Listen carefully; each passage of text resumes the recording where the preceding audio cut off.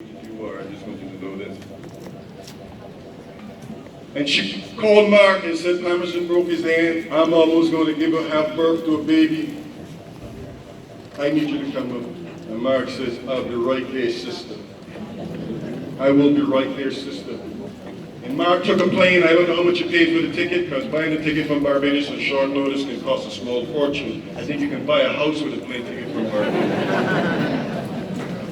And Mark came, and it was 4 days after I had surgery in my hand. And my hand had swollen up as big as my leg. And I'm sitting in the window, and Mark is talking to me. My wife is over there moaning and groaning because she's having these early labor pains. And Mark said, Pete, you don't look good. And I said, I don't feel good. And he said, you got a thermometer? I said, yes, there's one in the kitchen. And he grabbed the thermometer and stuck it in my mouth, really deep in my throat, and I was gagged. So I need to have a bone with you all about the training and whatever. And my temperature was 104 degrees, and Mark says, we've got to get to a hospital. And Mark has been coming to see us and visit us for 25 years, and I can never get Mark to drive. So I heard you talking about his driving, and I know he's driving. And I said, I was dizzy, I was nauseous, and my wife was too big, and my younger kids were 3 or 4 years old. Actually, they were a little older. And I said, Mark, you got to drive. And Mark drove me to the hospital, and he took me to this local hospital, and they said, we cannot do anything for him here. His infection is so advanced, you need to take him into Boston, where I had the surgery at Mass General. And Mark was scared to death because the idea of driving on the highways in Massachusetts scared Mark to death. And I was in and out of consciousness as he was driving me to the hospital. And the consciousness, something that Bob was saying, you better open your eyes. And as I opened my eyes, Mark was driving in 2 lanes.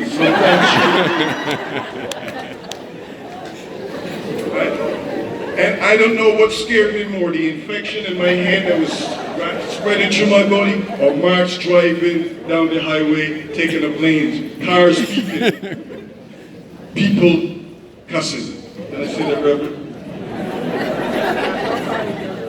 And so, we got into Boston, and I was admitted immediately, placed in an IV. And I spent 6 days in intensive care. And as I heard you talk about Mark staying with it, so actually, Mark stayed with me for 12 straight hours. And my wife called and says, I am in labor. And Mark says, P, I gotta go. And Mark drove back, and he took her to the hospital. And then he came back, and after spending 6 days in intensive care, Mark came and he picked me up, and we go back to the hospital. And my daughter, Kadiana, was born. She's standing here. Mark has a picture with every one of my children that were born. That's how often and how long he's been coming to visit. But in that event, Mark saved my life. And when I checked my phone on November 5th, and I heard that Mark was gone, I felt awful, because I wish I could have been here to do for my friend what he did for me in 2007, which would save my life. The doctors had said, had he not got me to the hospital, I would have been dead within 24 hours. So, that is my Mark. But I know as unique as my story is, Mark has that story with dozens, if not hundreds of people in this room here and standing outside this church and all over this island. Mark is a universal person. When I was a chief probation officer in Suffolk Superior Court in Boston, Mark said, P, I want to go to work with you. I want to see what you do. And I took Mark to work one day. This was 2011. And Mark sat in the back of the courtroom. And he watched as judges were sending 18 and 19-year-olds to prison for 10, 15, 20, 25 years. And he says, jeez, Pete! Just like that. And he asked me if it bothered me, and I said, it does, but I see it so often that I've almost become immune to it. So Mark sat in the back of that courtroom, and sometime around 3 o'clock, the Chief Justice says, Harrison, there's a gentleman sitting in the back of the courtroom. And he's been there all day just watching. I says, Judge, that's my best friend. He's from Barbados visiting. He says, I'd like to meet him. So I took Mark into the judge's chamber. And I said, I'm going to leave you guys alone because I got a lot of stuff going on. And Mark stayed with the judge until about 5:30. And so then I get Mark. He said, you ready? He said, good, man. He said, that's a good guy in there, yeah. The next day I go to court and I saw the judge and I says to the judge, the judge says, Emerson, your friend is a lovely fellow. I talked to him for 45 minutes and I didn't understand a word he said.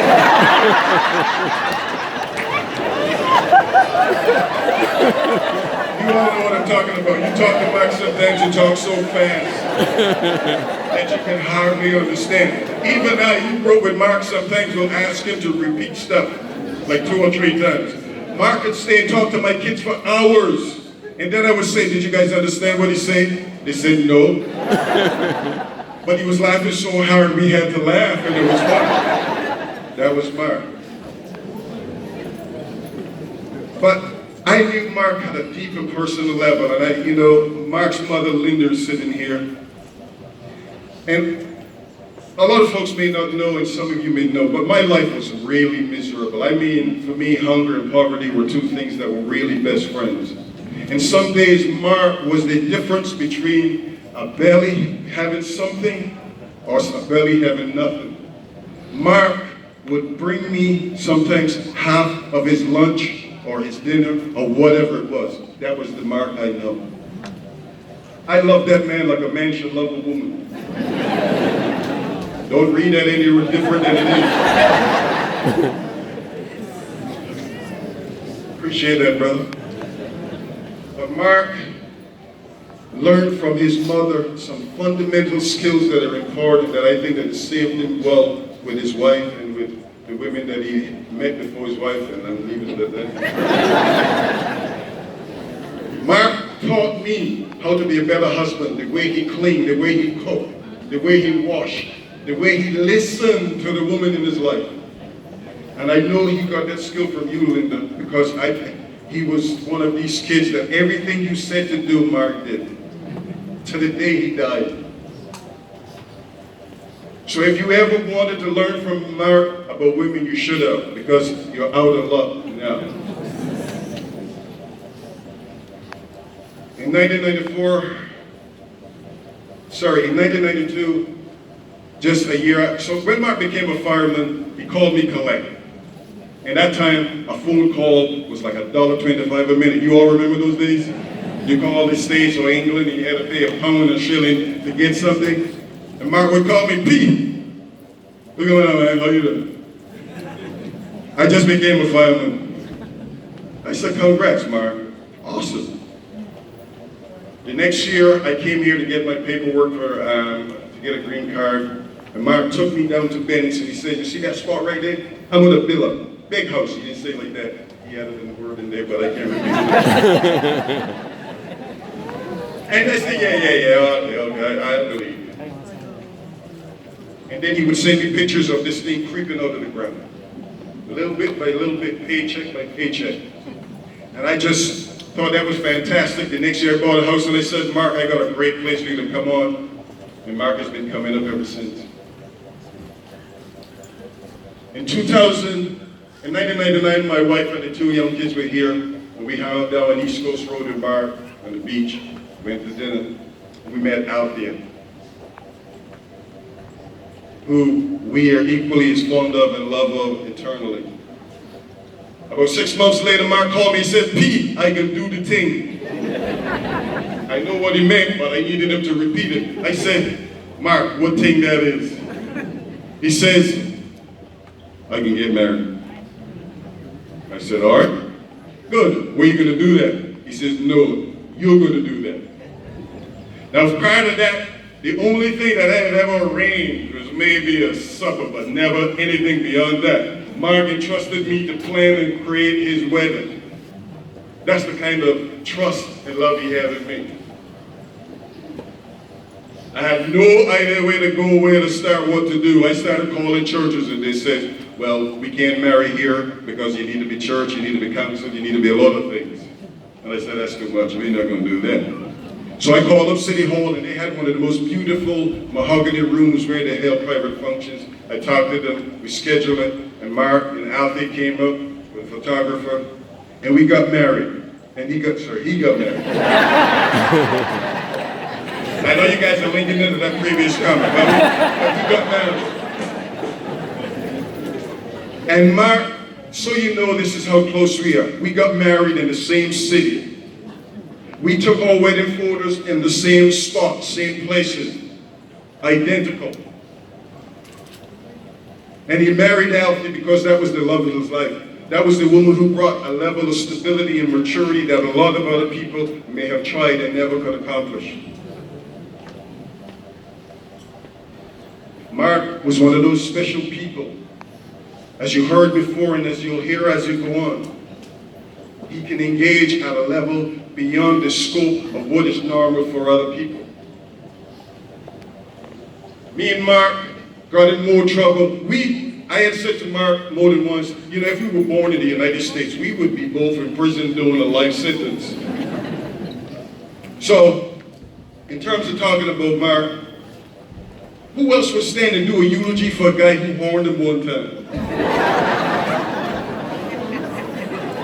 So let me tell you a little story.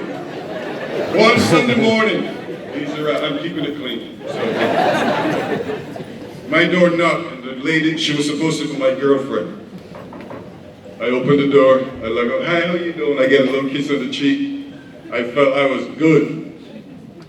Well, 20 minutes later, who comes out? Mark.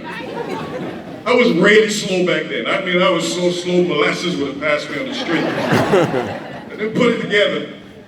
Next weekend, Sunday, bang, bang, door knock. Out comes the girl. 20 minutes later, Mark. All right, I still didn't get it. That's how slow it was. I didn't get it. The next Sunday, come out. I went upside down.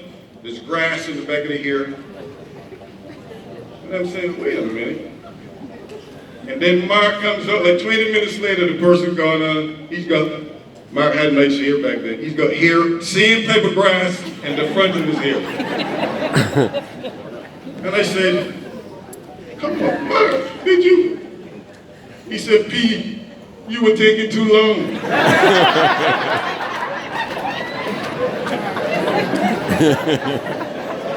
Now Mark and I, when he comes to visit, we'll talk and tell stories. We go back to a point where we were just kids and we talk. And Mark, and of all of the stories that my kids love to hear, they love Mark to tell that story. And he will tell it, and we will crack up and we will laugh. One time me and Mark went to a fair down in Lower Carlton, and we walk into the room, and there's a lady, beautiful lady, dancing. And Mark says, I'm gonna go dance with her. And there's a bunch of guys standing around. I said, Mark, this is Barbados.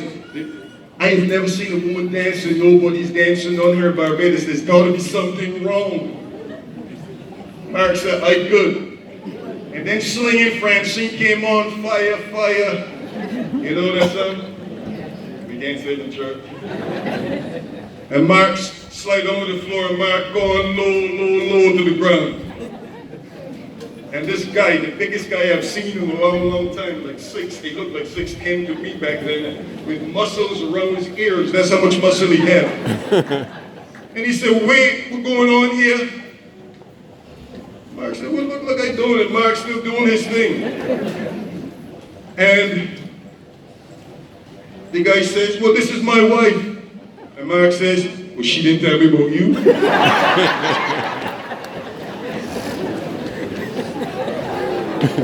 So the man snatched Mark up by the shirt. I mean, this dude was strong. I mean, he's got Mark buttons. He grabbed Mark so tight, buttons started flying everywhere. Ping, zing, ping. And I had started to just box. So I even though I was scared to death, this is my boy, you got grabbed up, right? And I said, man, you need to put it down. And Mark said, man, you didn't let me go. And as a reason, I said to the guy, look, man, he didn't mean no harm. The lady never said he was married. And the guy said, all right. And he put down Mark like that to the ground. Because he was up on his tippy toes. And he put Mark down. And I thought we were good. I thought we could get out of there without a problem. Mark said, Pete, you good? I said, good. And he slapped that man across the head and took off out the front door. As I told you earlier, I was a little slow.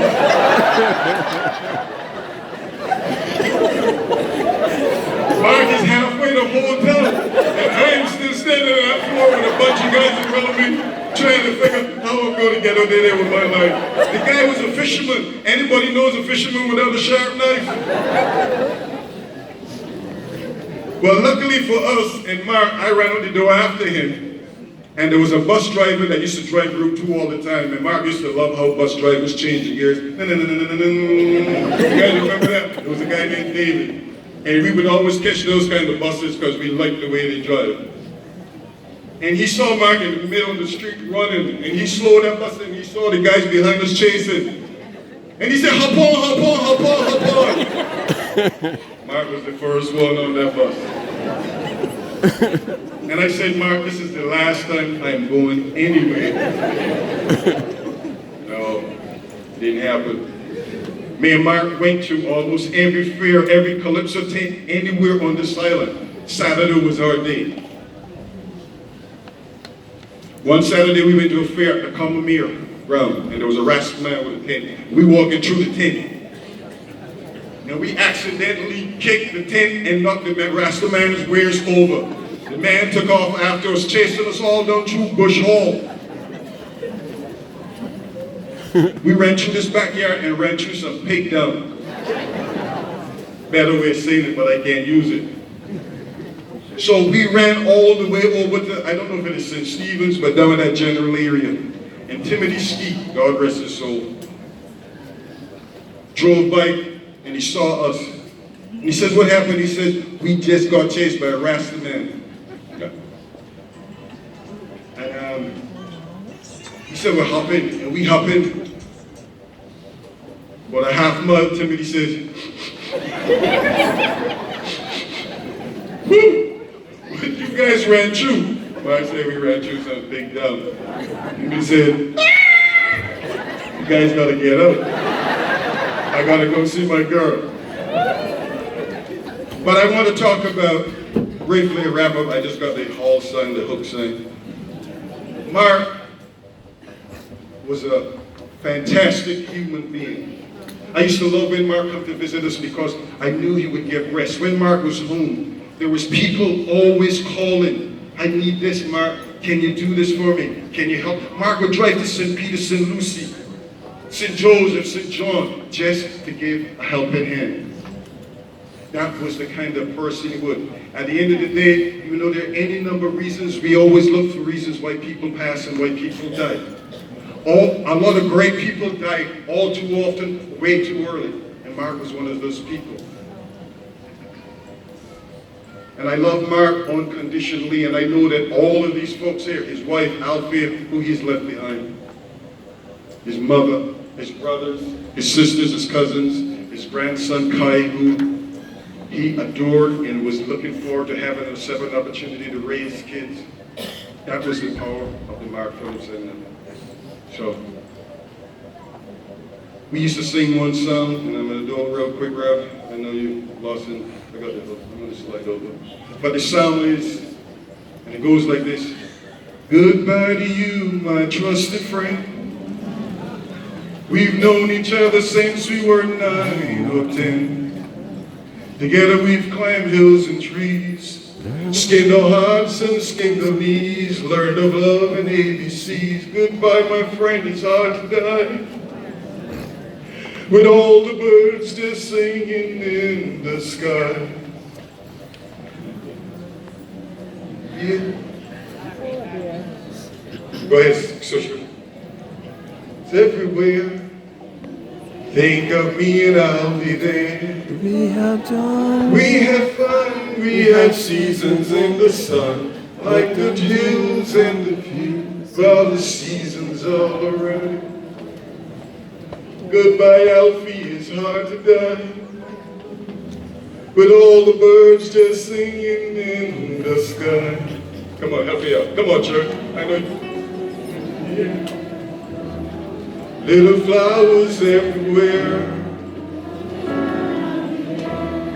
Had joy, we had fun, we had seasons in the sun. Like the hills that we climbed, all just seasons of time. We had joy, we had fun, we had seasons in the sun.